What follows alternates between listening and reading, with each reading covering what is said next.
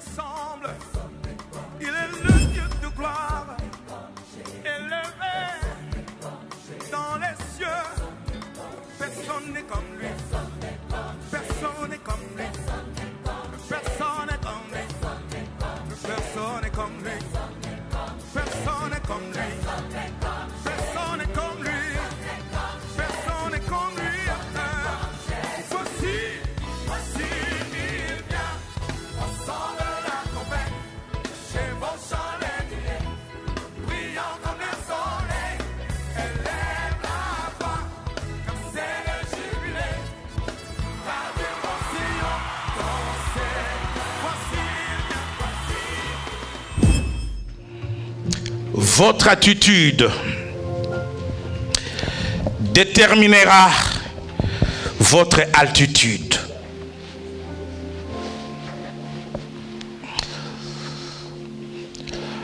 Voilà pourquoi l'onction était déversée pour faire sauter les gens, parce qu'il est question de monter. Monter avec Dieu. Monter dans de nouvelles dimensions. Il est question de monter. Il est question de prendre de la hauteur. Il est question de prendre une altitude. Moi, je vais prendre l'altitude du aigle, de manière à ce que personne n'arrive là où je serai. Alléluia. Moi, je suis déjà monté. Alléluia. Je ne suis pas sur la terre. Je suis déjà monté. Est-ce que quelqu'un veut monter avec moi? Alléluia. Est-ce que quelqu'un veut monter avec moi? Est-ce que quelqu'un veut monter dans une dimension de puissance? Est-ce que quelqu'un veut monter dans une dimension de mystère? Est-ce que quelqu'un veut monter dans une dimension de mystère?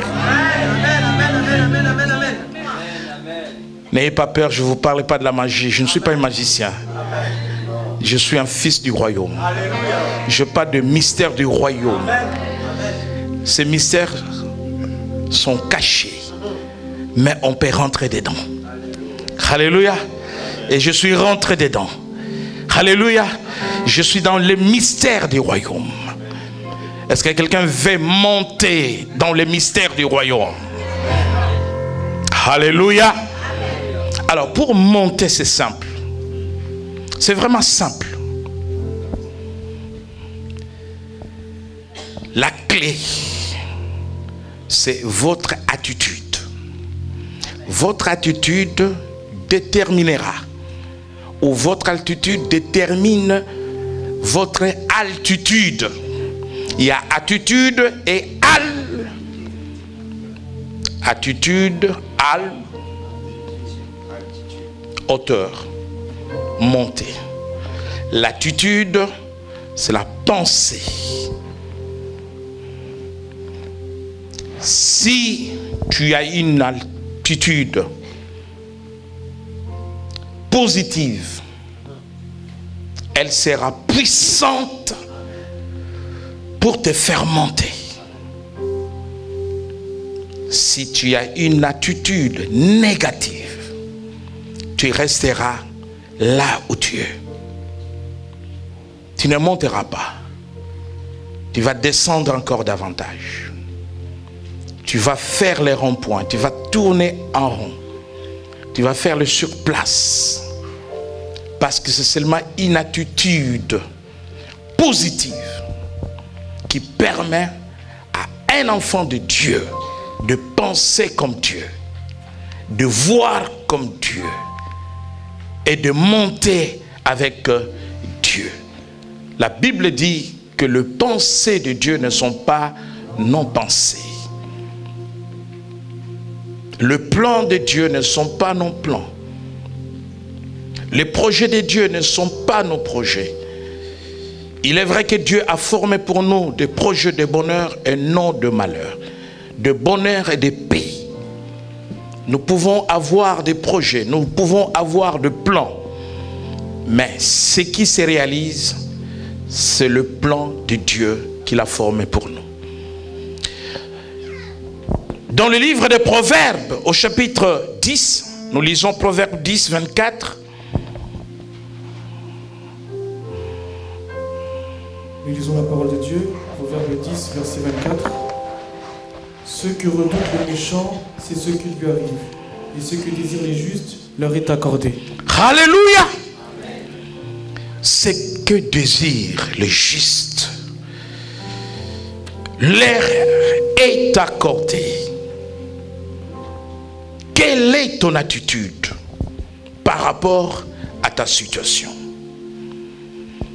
Si tu désires changer de situation, si tu désires changer de vie, si tu désires être guéri de ta maladie, si tu désires être libéré de l'oppression démoniaque, être délivré, cela te sera accordé par Dieu. Ton attitude détermine ton altitude. Si tu crois que Jésus te guérira, tu seras guéri. Tu passeras de la guérison, tel est le thème de notre explos, de la guérison à la restauration. Parce que Jésus prend soin de l'homme physique, de l'homme spirituel, mais aussi de l'homme matériel. Amen. Quand Jésus a chassé les démons qui maintenaient dans les chaînes l'homme de Gadara, cet homme qui passait des journées dans des cimetières et qui brisait les fers, quand bien même il pouvait être enchaîné, cet homme a voulu suivre Jésus. Mais Jésus lui a dit, retourne dans ta maison. De la guérison, de la délivrance à la restauration, parce que sa vie de famille était brisée. Sa femme l'avait perdu, ses enfants l'avaient perdu. De la guérison à la restauration, c'est dit Jésus vient, il guérit l'homme et il restaure sa vie de famille. Il restaure sa vie professionnelle. Bien-aimés dans le Seigneur, ce que désire le juste leur est accordé. Dieu t'accordera. Et dans le livre d'Éphésiens, pour penser de l'attitude et de l'altitude, Éphésiens, nous lisons rapidement Éphésiens chapitre 3, verset 20. Éphésiens chapitre 3, verset 20, j'ai lu la parole au nom de Jésus-Christ.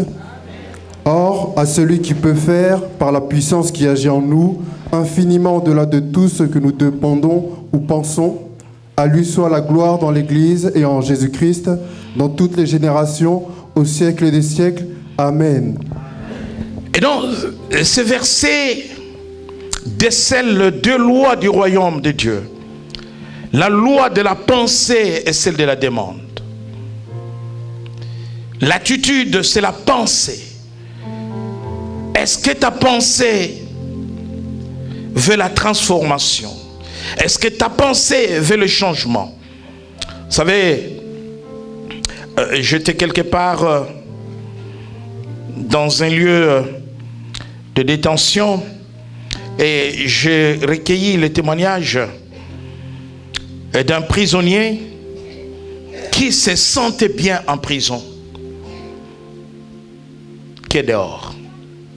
C'est son attitude. Alléluia. Parce qu'il se sent bien en prison que dehors. Même si il sort de la prison.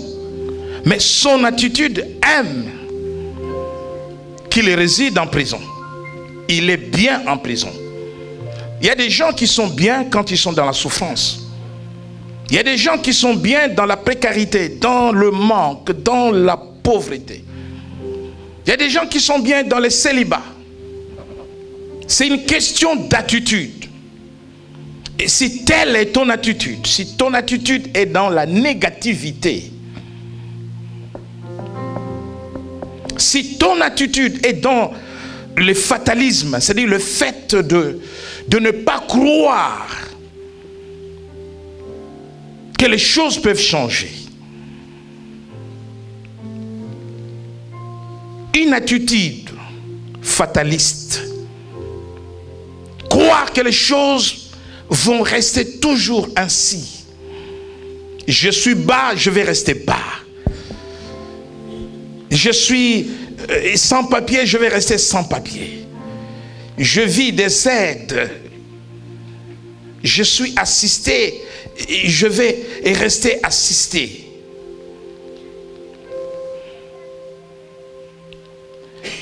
J'ai lu un article dans la presse il y a quelques semaines, ce qui ruine la France. C'est parce que quelqu'un avait lu cet article dans le journal Express ou Le Point. Ce qui ruine la France. Alloc, pas. Ils ont mis la liste. Je ne vais pas ruiner la France, mais je vais donner à la France. Je vais être un contribuable pour la France. Je vais être une source de bénédiction pour la France. Et si toi, tu veux demeurer avec un statut bas et te contenter de cela, alors que tu es fils du royaume, fille du royaume. Vous savez, Jacob avait la promesse. Jacob a reçu la bénédiction de son père. Mais il s'est retrouvé au détriment de la bénédiction, ruiné, exploité par Laban. Mais un jour, quelqu'un dit un jour, certainement que Jacob s'était souvenu qu'il avait pris de son père la bénédiction de Saül, qu'il était appelé à devenir Israël, qu'il avait rencontré sur son chemin l'Éternel. Il a lutté toute la nuit avec lui. Et il a dit, je ne te laisserai pas partir au petit matin si tu ne me bénis pas. Et que Dieu l'avait béni. Jacob se souvient de la promesse de Dieu, de la bénédiction de Dieu. Un jour, il dit à Laban, maintenant il faut que je travaille pour moi. Et pour ma maison. Bien-aimé, Dieu ne t'a pas appelé à rester bas. Dieu ne t'a pas appelé à subir. Dieu t'a appelé à rentrer dans le mouvement de leadership de fils et de filles du royaume de Dieu qui vont gouverner, des décideurs, de ceux qui deviennent des sources de bénédiction, des canaux de bénédiction pour les autres, de ceux qui deviennent de référence pour les autres, de ceux qui deviennent des modèles pour les autres.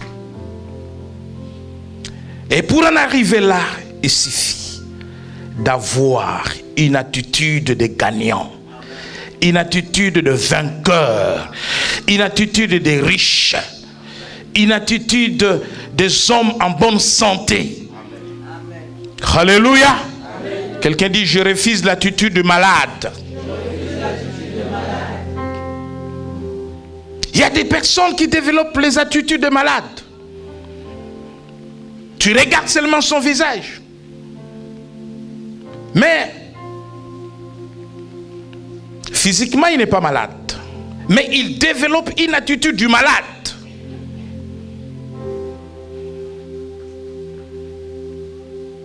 Et il va finir par tomber malade. Parce que l'homme devient ce qu'il pense. L'homme est ce qu'il est dans sa pensée. Alléluia. Si tu es fort dans tes pensées, physiquement, tu seras fort. Si tu es faible, tu seras faible. Si tu penses que toi, tu échoues toujours, c'est une attitude. Malheureusement, une attitude négative. Toi, tu échoueras toujours. Le miracle ne dépend pas seulement de Dieu, mais le miracle dépend de l'homme. Voilà pourquoi ton attitude va déterminer ton altitude. C'est un choix. C'est toi qui choisis. Est-ce que je vais rester tel que je suis? Ou moi, je vais changer? Je vais vivre une transformation. Bien-aimé, une atmosphère de miracle, une atmosphère de changement, une atmosphère de transformation se crée. Et c'est l'homme qui crée cela. Quand nous lisons dans le livre de Genèse au chapitre 8, Genèse 8, 22. Genèse chapitre 8, verset 22. Je lis la parole au nom de Jésus. Tant que la terre subsistera, les semailles et la moisson, le froid et la chaleur, l'été et l'hiver, le jour et la nuit ne cesseront point. Parole du Seigneur. Merci. Tant que la terre subsisterait, les semailles et la moisson, le froid et la chaleur, l'été et l'hiver, les jours et la nuit ne cesseront point. Ce texte décèle 4 principes de la vie sur la terre. Des lois. En droit, nous disons que ce sont des lois immuables, c'est-à-dire qu'ils ne peuvent pas changer, que personne ne peut changer. Des lois qui gouvernent la vie sur la terre. Mais la plus grande qui nous intéresse, c'est celle de la sémence et de la moisson.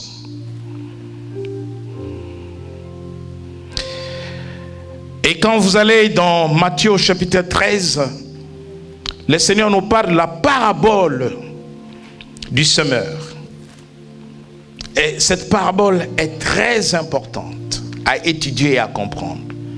Bien-aimés dans le Seigneur, tout ce que je fais aujourd'hui sur l'ordre du Seigneur, c'est de créer une atmosphère de miracles, de guérisons, de délivrances, de transformations, de conceptions, de naissance des enfants, de mariage et des changements de situations administratives, des changements de situations sociales. Parce que Dieu veut amener pendant 4 jours. Voilà pourquoi nous avons parlé de l'explos, c'est-à-dire explosion. Explosion des grâces, explosion des bénédictions, explosion des miracles, explosion des dons. C'est-à-dire que ça va exploser. Ça va aller dans tous les sens. Dans tous les sens. Jésus est allé à certains endroits quand vous lisez la parole de Dieu. Il est sorti sans faire le moindre miracle. Parce qu'il y a des endroits qui ne sont pas propices pour le miracle.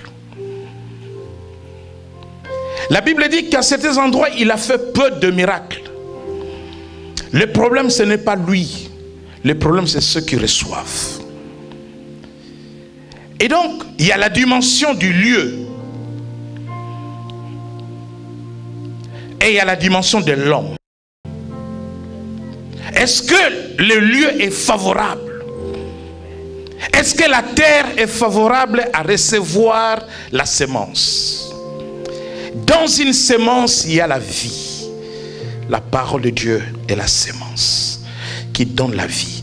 Dans la parole, il y a la vie. Écoutez-moi bien. Quand tu prends une sémence, dans la sémence, il y a la vie.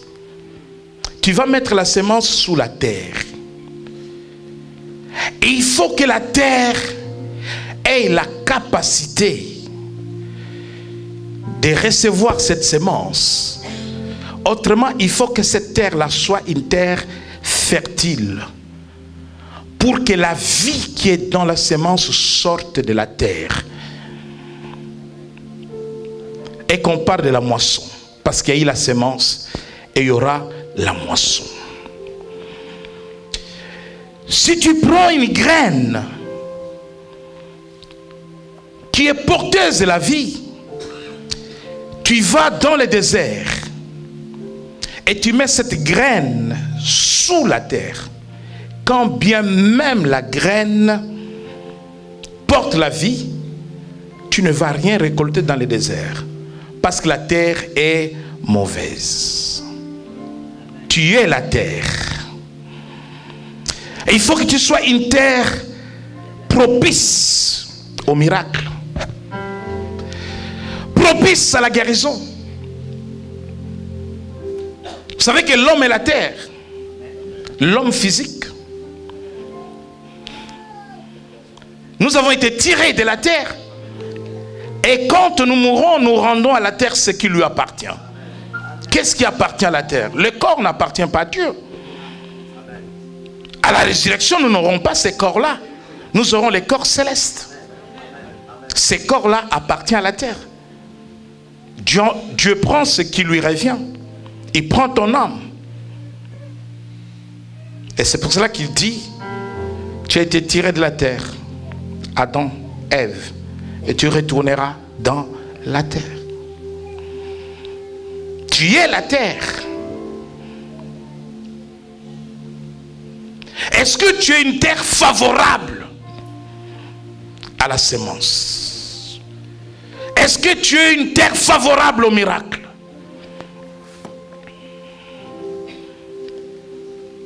Pourquoi Jésus n'a pas fait de miracles partout?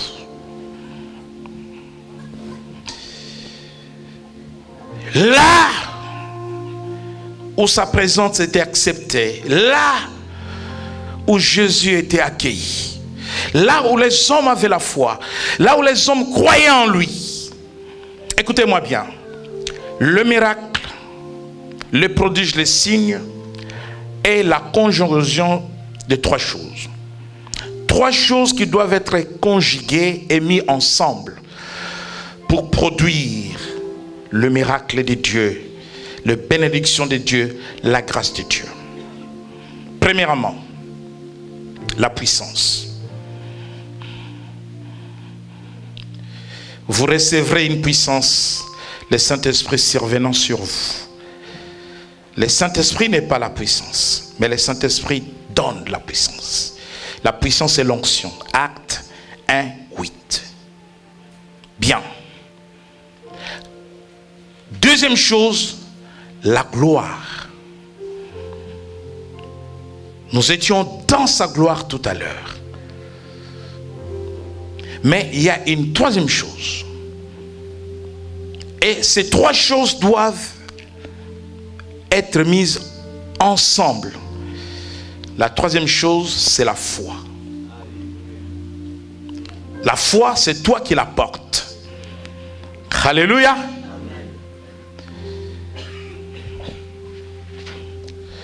La puissance de Dieu, c'est aussi toi qui la portes. La gloire de Dieu, c'est aussi toi qui la portes. Donc, dans cette affaire, Dieu n'a pas de problème. Le problème, c'est l'homme. Amen. Et dans les textes que nous avons lus d'Éphésiens, nous disions que Dieu fait au-delà de ce que nous pensons et de ce que nous demandons par la puissance qui agit en nous. Pas en lui, mais en nous. C'est-à-dire, nous allons déclencher la puissance de Dieu qui est en lui et que nous ramenons sur nous. Amen. Et donc, voilà pourquoi l'agriculteur ou le cultivateur qui a la graine va tenir compte de l'état de la terre avant de mettre cette graine ou la semence sous la terre. Parce qu'il attend la moisson. Il va tenir compte du climat, de l'atmosphère. S'il se trouve dans une saison où il n'y a pas de pluie, dans certaines régions du monde, on parle de la saison de pluie et la saison sèche.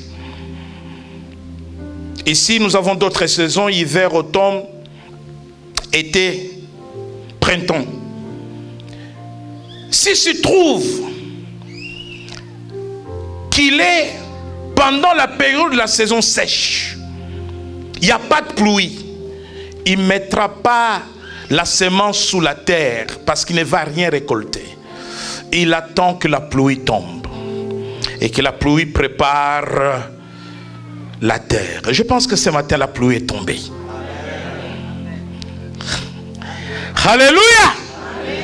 Je pense que ce matin la pluie est tombée et la terre est préparée et la terre est fertile. Et quand la parole de Dieu arrivera, la semence arrivera, nous serons des moissonneurs de miracles, des moissonneurs de la puissance de Dieu, des moissonneurs de guérison, des moissonneurs de mariage, des moissonneurs de toutes sortes de bénédictions.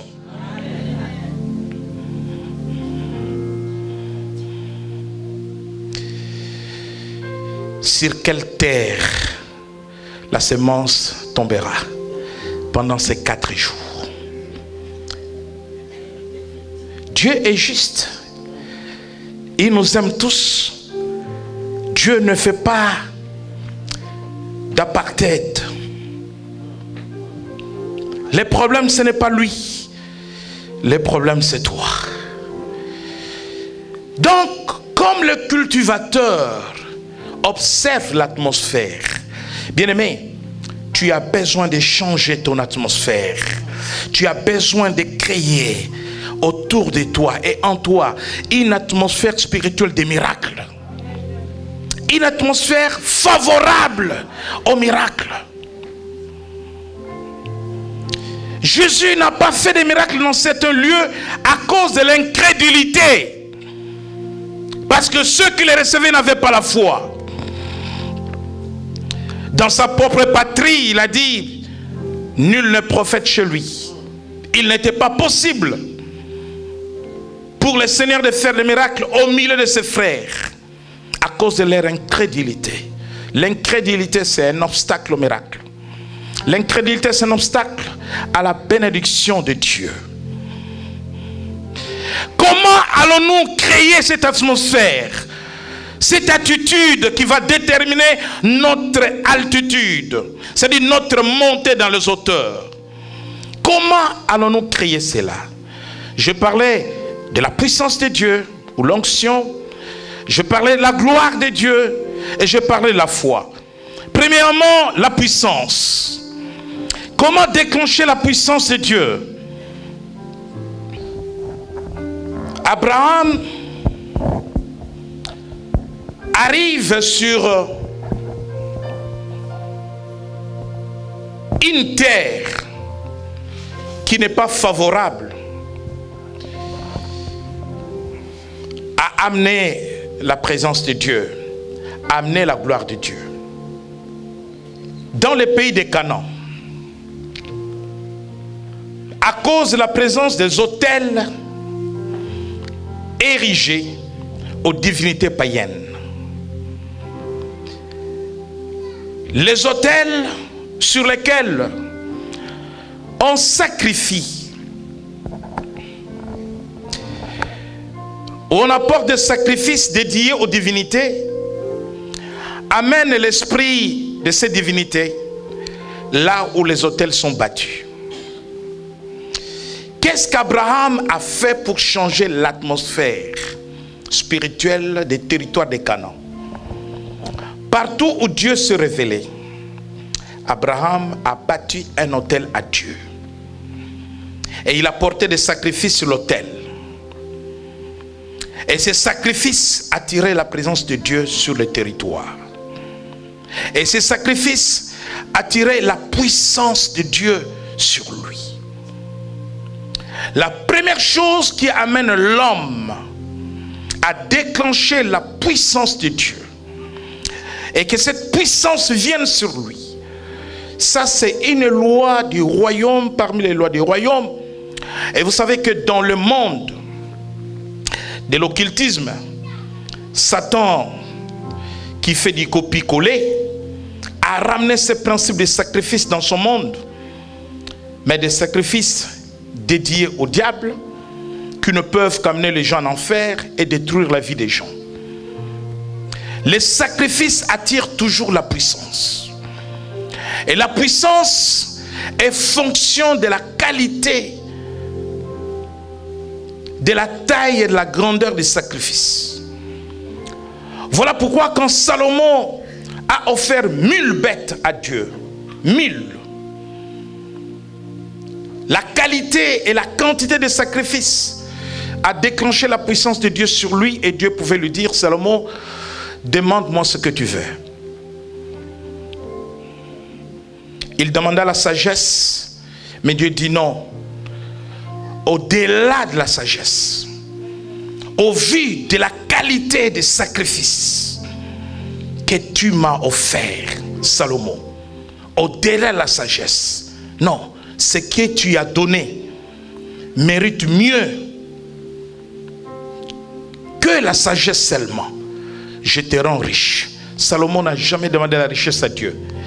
Dieu lui a donné la richesse proportionnellement à la qualité des sacrifices qu'il a portés à Dieu. Alléluia. Jésus dit: il fait de nous un royaume de sacrificateurs. Nous sommes devenus des autels de Dieu. Voilà pourquoi dans Romains au chapitre 12, il dit que nous devons aller adorer Dieu, et pour que notre culte soit agréé, je parle du culte individuel personnel, nous devons faire de nos corps des sacrifices vivants et agréables à Dieu. C'est-à-dire des vies sanctifiées. Ça, c'est le premier sacrifice que l'homme doit faire à Dieu. Si tu vis dans le péché et tu veux recevoir le miracle dans le péché, laisse-moi te dire que Dieu n'agit pas ainsi. Il faut que tu viennes d'abord avec un corps saint, dans un esprit saint, pour un Dieu saint. Tu crées une atmosphère spirituelle de miracle. Il faut changer de vie. Il faut vous repentir, abandonner les péchés.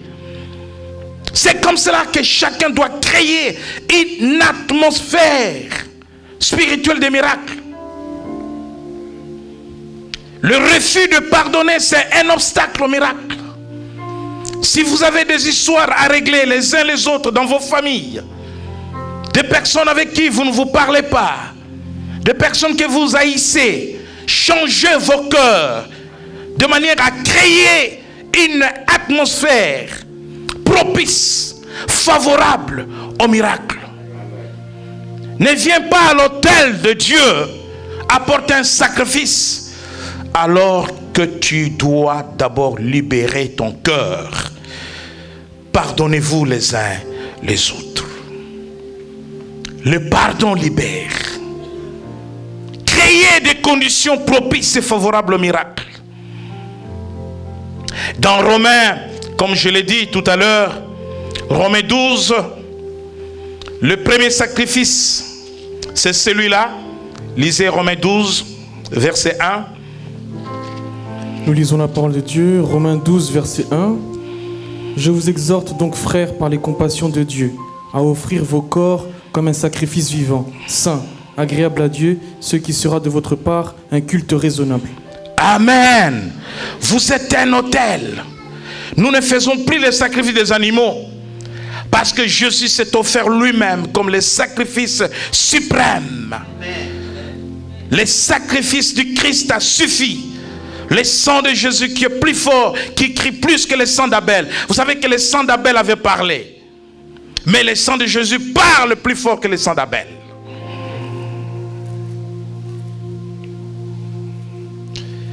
Le sang de Jésus nous enlève l'iniquité, les péchés. Et donc, je vous exhorte donc, frères, par les compassions de Dieu, à offrir vos corps comme un sacrifice. Nous sommes des sacrificateurs. Il dit, je fais de vous un royaume de sacrificateurs. C'est-à-dire, nous devons venir sanctifier, laver de tous les péchés, libérer les pardons dans ces sacrifices. Et Dieu va nous amener non seulement à offrir nos corps comme des sacrifices vivants, à offrir à Dieu d'autres sacrifices. Et là nous sommes dans Hébreux au chapitre 13.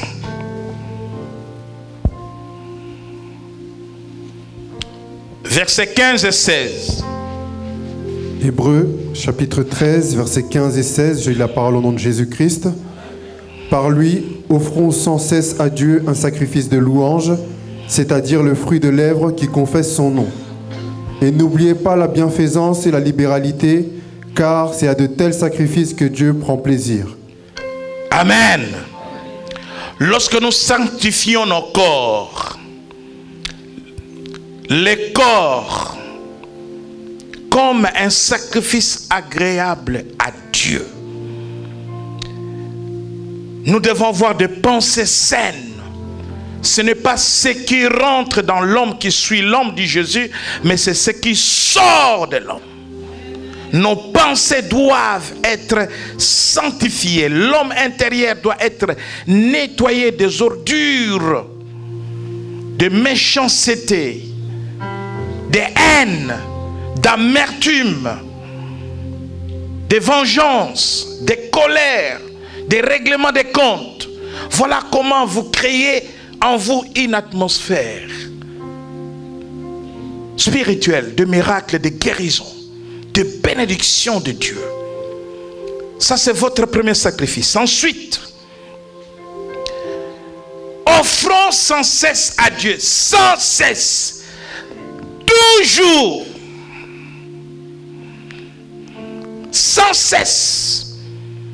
Même au ciel, le 24 vieillards offrent à Dieu des sacrifices d'adoration et de louange. Offrons sans cesse, toujours. Un sacrificateur n'allait pas se présenter devant Dieu sans les sacrifices. C'est pour cela qu'on l'appelle sacrificateur.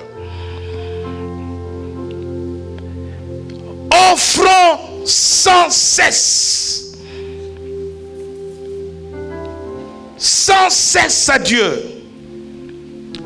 Lorsque les sacrifices cessaient en Israël, Dieu aussi arrêtait de parler. Il n'y a pas de sacrifice, Dieu ne parlait pas.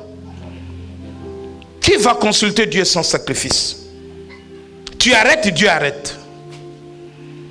Il n'y a pas de puissance sans sacrifice. Lorsque tu marches dans la sanctification, la Bible dit recherchez la sanctification et la paix, sans laquelle personne ne verra Dieu. Lorsque ton corps est sanctifié, tu vis loin de la corruption du corps, de la débauche, du mensonge, du vol.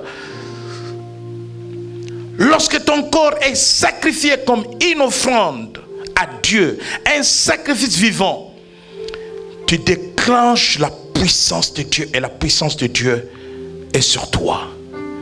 Et là, Dieu peut faire au-delà de ce que tu penses, au-delà de ce que tu demandes, par la puissance qui agit en toi. Cette puissance a été déclenchée et Dieu a fait un transfert de puissance sur toi parce que tu as offert ton corps comme un sacrifice agréable.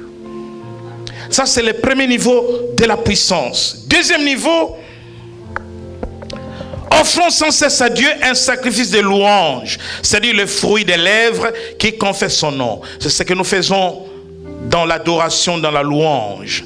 La louange et l'adoration n'est pas seulement l'expression des chants. Les chants est seulement une des manifestations de la louange et l'adoration. Mais Dieu, nous l'adorons aussi quand nous lui parlons dans la prière.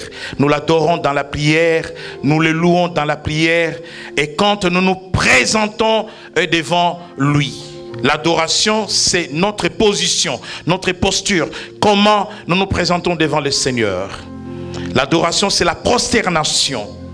Et cela illustre l'humilité. Et donc, ce sont des sacrifices, des louanges que Dieu attend de nous, fruits des lèvres qui confessent son nom. Et n'oubliez pas la bienfaisance et la libéralité, car c'est à de tels sacrifices que Dieu prend plaisir. Lorsque nous donnons à Dieu les dîmes, les offrandes, nous attirons la puissance de Dieu sur nous. Lorsque nous apportons les dons, nous attirons la puissance de Dieu sur nous. Lorsque nous donnons aux pauvres, lorsque nous donnons aux malheureux, lorsque nous faisons la bienfaisance, nous attirons la puissance de Dieu sur nous. Alléluia. Voici les clés de la puissance. Certains ont cherché à attirer la puissance de Dieu dans les jeunes, mais ils n'ont pas eu la puissance de Dieu. Parce qu'ils vont gêner, mais ils sont en dehors des choses que je suis en train de vous dire. Des vies qui ne sont pas sanctifiées, mais on fait les jeûnes. Ça, c'est la grève de faim.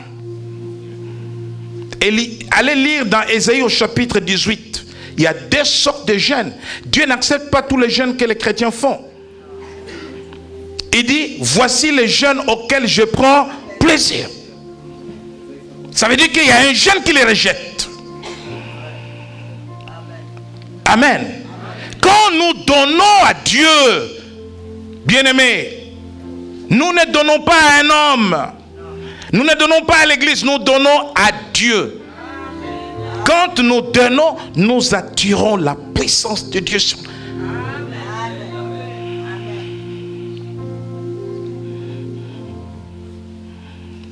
Amen. L'onction ne vient pas comme ça par hasard. Il y a des principes dans la parole de Dieu. Bien-aimé, il n'y a pas de miracle sans l'onction. Il n'y a pas de miracle sans la puissance. Il fait des choses au-delà de ce que nous pensons, au-delà de ce que nous demandons, par la puissance qui agit en nous. Il faut que la puissance de Dieu agisse en nous. Amen. Dans le livre de Proverbes, au chapitre 18, verset 16. Lisons Proverbes 18, 16. Nous lisons la parole de Dieu, Proverbe 18, verset 16. Les présents d'un homme lui élargissent la voie et lui donnent accès auprès des grands. Alléluia. Le présent d'un homme lui élargissent la voie et lui donne accès auprès des grands. Ces principes s'appliquent à tous ceux qui donnent, chrétiens ou pas chrétiens. Quand tu sais donner, cela t'ouvre des portes. Toi qui veux ouvrir les portes par des prières, mais tu ne sais pas donner. Et les portes ne s'ouvrent pas toujours. Toi, tu veux rencontrer des grands, tu veux rencontrer des sommités. J'ai appliqué ces principes dans ma vie. J'ai touché les sommités de l'évangile.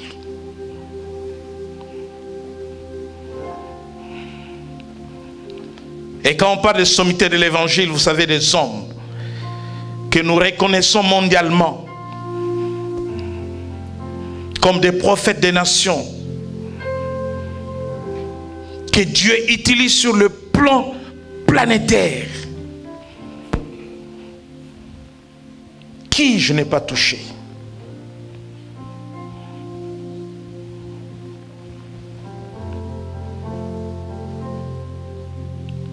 Parce que j'ai appris à appliquer ces principes.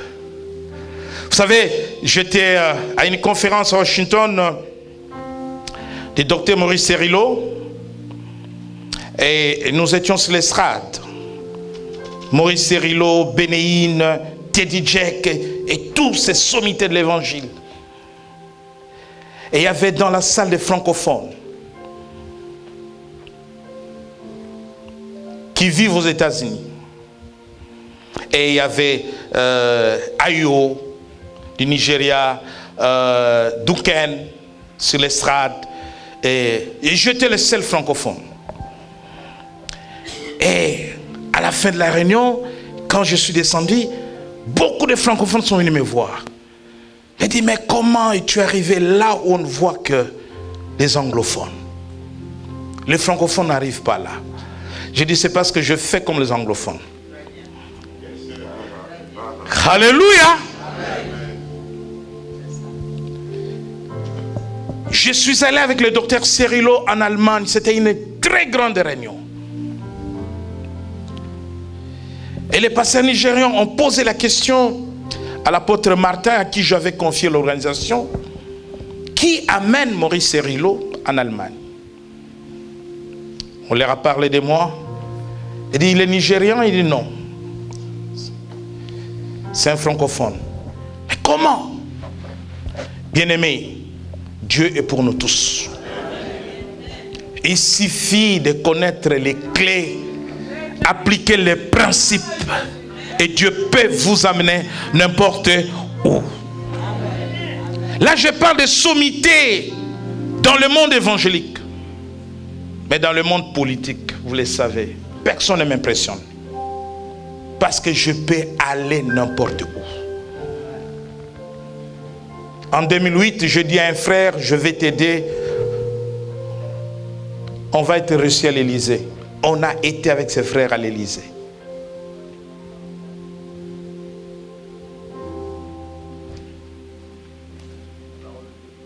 Les ministres du monde, on se tutoie.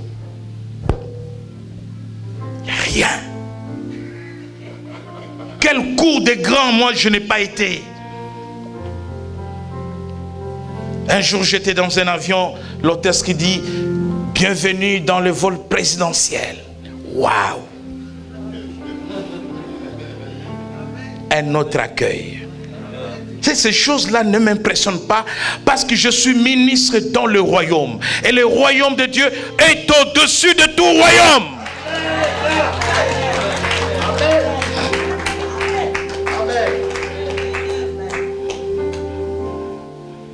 Un jour, je dis à Brice, viens avec moi, je vais te présenter à Sarkozy. Je l'ai présenté à Sarkozy, à la mairie de Saint-Maur. Sarkozy, Brice, ça va Brice? Ça ne veut rien dire.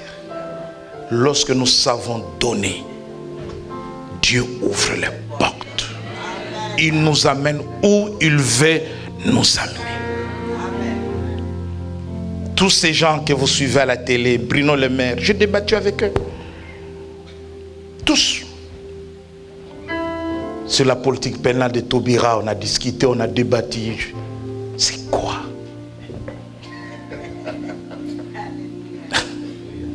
Alléluia.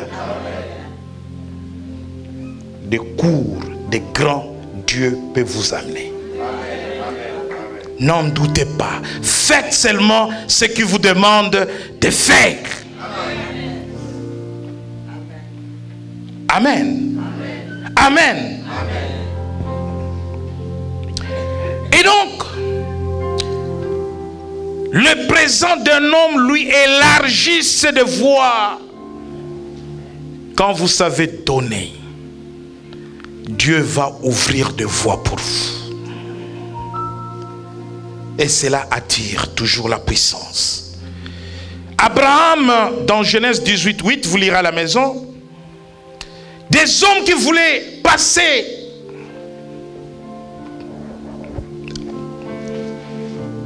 Abraham va les chercher. Lisez bien la parole de Dieu. Ces hommes ne sont pas venus chez lui pour dire Abraham, donne-nous à manger, lave-nous nos pieds. C'est son hospitalité.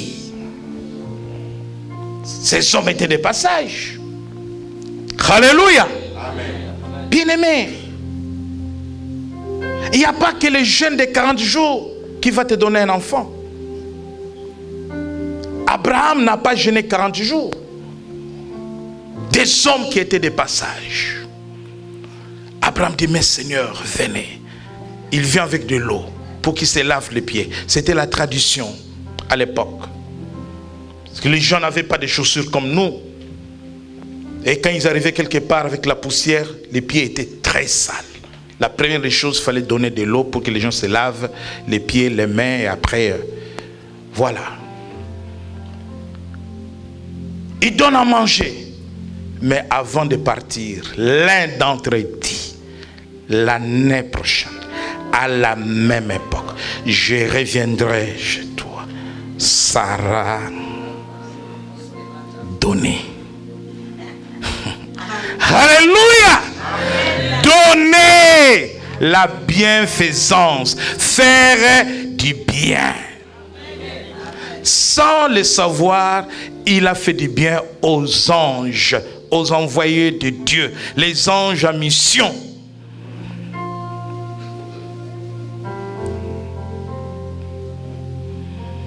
La Synamite, vous lisez à la maison dans 2 Rois chapitre 4 verset 11. La Synamite, cette femme qui a accueilli l'homme de Dieu, Élisée.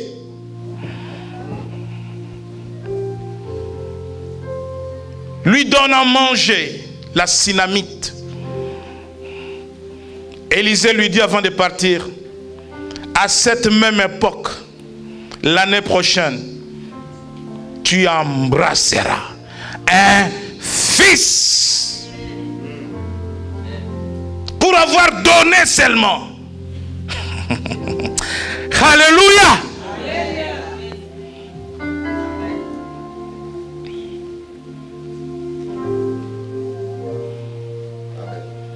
Je suis arrivé en 91 sur le tarmac de l'aéroport de Vienne en Autriche.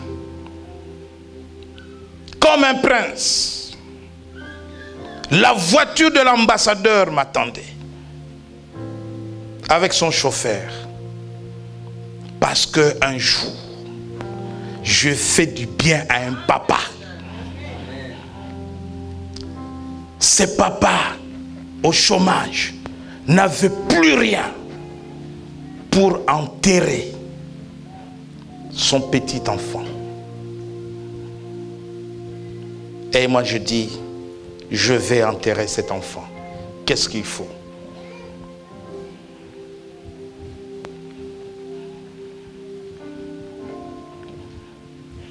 Quelques mois après, cet homme-là, nommé, il quitte l'Afrique pour la France. Et de la France, il se retrouve en Autriche. Un bienfait. Alléluia.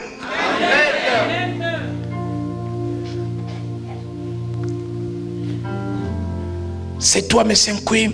Oui, il y a la voiture de l'ambassadeur qui t'attend ici, les chauffeurs et tout. Ah.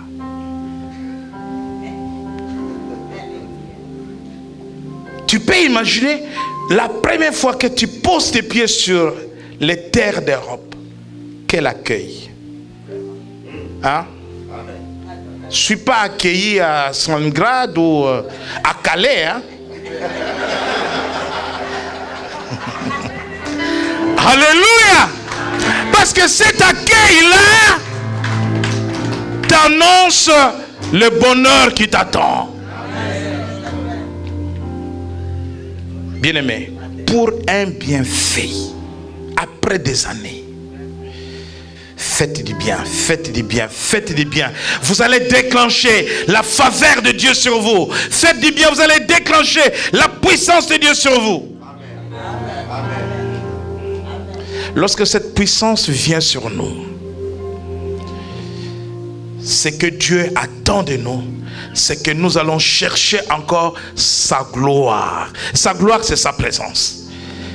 En réalité, c'est lui-même que nous allons prendre. Viens, tu viens avec nous aujourd'hui. Accompagne-nous. Alléluia. Et là, nous avons des Lévites qui sont là. Ils sont chargés. C'est leur responsabilité. Alléluia. Parce qu'ils sont là pour nous motiver, pour nous entraîner. Vous savez, quand les anges sont allés sortir Lot de Sodome et Gomorrhe, ils traînaient, hein? Un des anges par la force. Quand nous traînons dans le parvis, vous devez savoir que nous sommes en train de traîner. Vous devez savoir que nous avons encore l'esprit du dehors.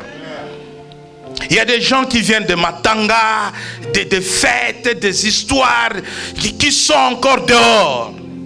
La Bible dit rentrer dans ces parvis avec de louanges. Lorsque le louange nous accueille dans ces parvis, maintenant vous, dites-nous non. Dans le parvis, vous êtes loin de la Shekinah, de la gloire de Dieu. Vous êtes loin du lieu des saints des saints. Il faut, Église, que vous veniez là où nous sommes, dans les liens des saints, la Shekinah. Il faut nous motiver. Il faut changer l'atmosphère. Il faut créer l'atmosphère du ciel. Parce que si nous n'arrivons pas à amener la gloire de Dieu, nous ne verrons pas les miracles de Dieu. Alléluia. Quand Jésus faisait les miracles, sa présence, c'est cela la gloire de Dieu. La gloire de Dieu, c'est la présence de Dieu. Quand Jésus opérait sur la terre, en lui-même, la puissance, l'onction, à lui-même, la gloire. Et maintenant, il n'y avait qu'un élément déterminant qui venait de l'homme qui recevait. La foi. Et c'est là où Jésus disait, ta foi t'a sauvé. Amen. Et pour illustrer cette gloire de Dieu, dans 2 Chroniques, chapitre 5, 2 Chroniques, chapitre 5, verset 13.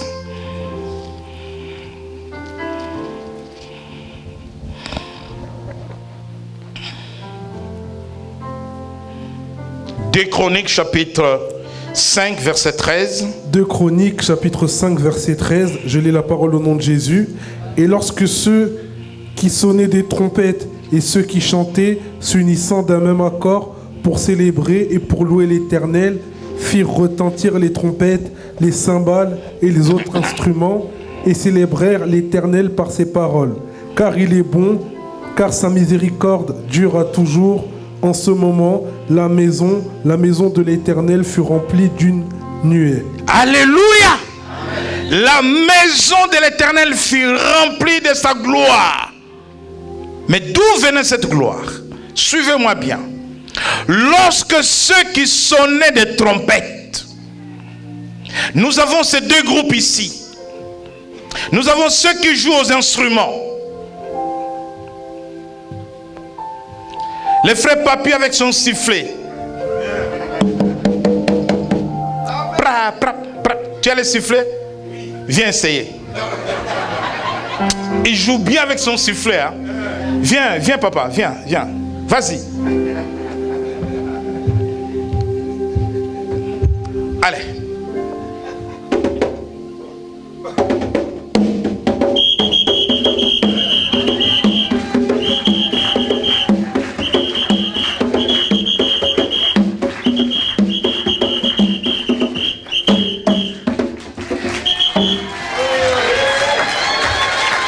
Amen.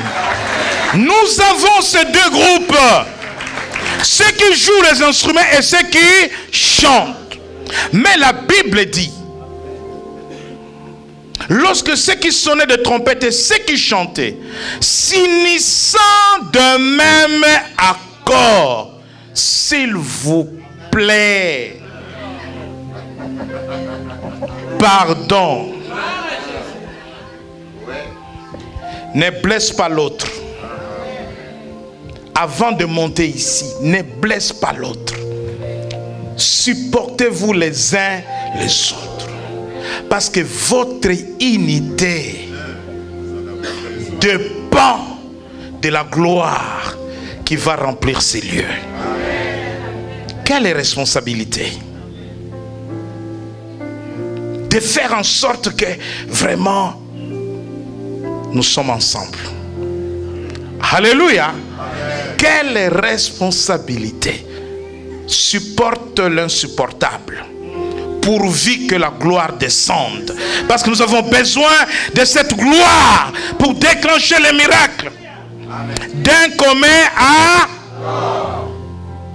Et le résultat, la maison de l'Éternel fut remplie d'une nuée. La gloire de Dieu. Et enfin la foi. La foi vient de ce qu'on entend.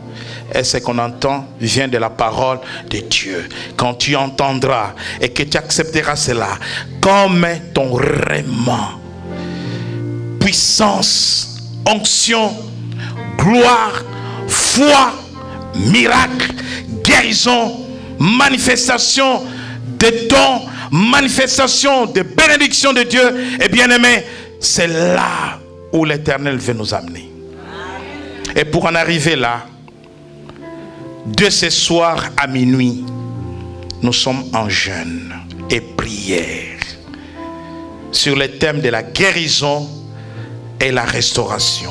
De la guérison à la restauration.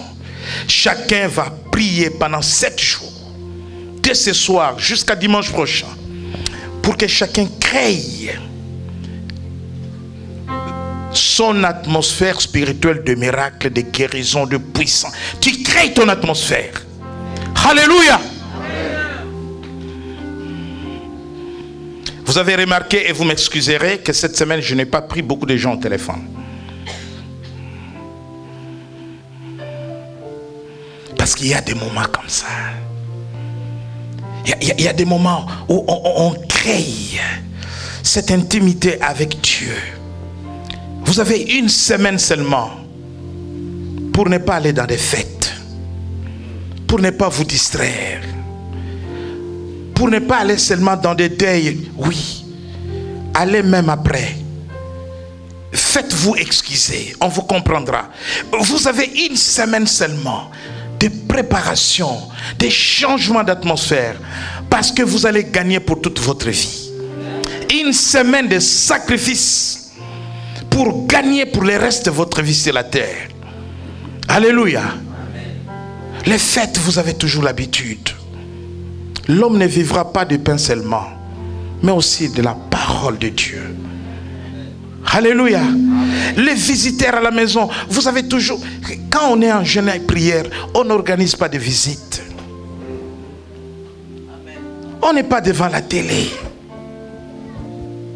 Vous savez, il m'arrive des semaines où je suis déconnecté de l'actualité. Je suis quelqu'un qui suit l'actualité aux États-Unis, en Afrique, en France, en Europe. Il m'arrive des semaines où je reste déconnecté de ce qui se passe dans le monde.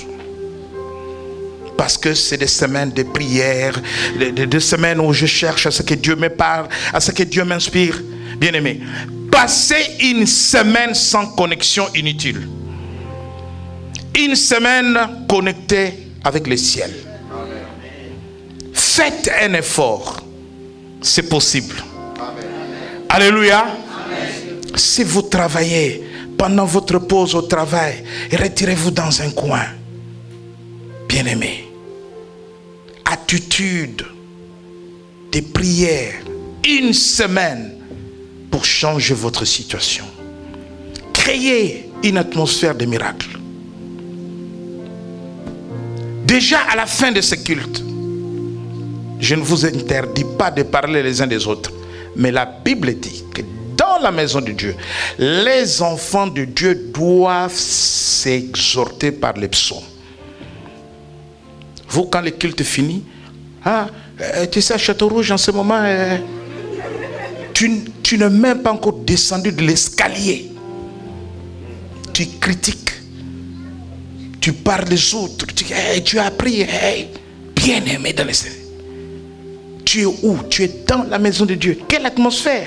Tu crées quelle atmosphère? La fin du culte, c'est pour le partage de ce qu'on a entendu. Alléluia. Amen. On peut aller aux nouvelles. Comment vous allez? J'avais un problème.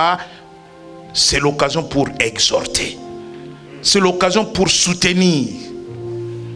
C'est l'occasion pour rappeler à un frère, à une soeur, un passage de la Bible. Une exhortation, ça fera du bien. Une semaine de préparation. Et que cela soit ainsi pour toujours.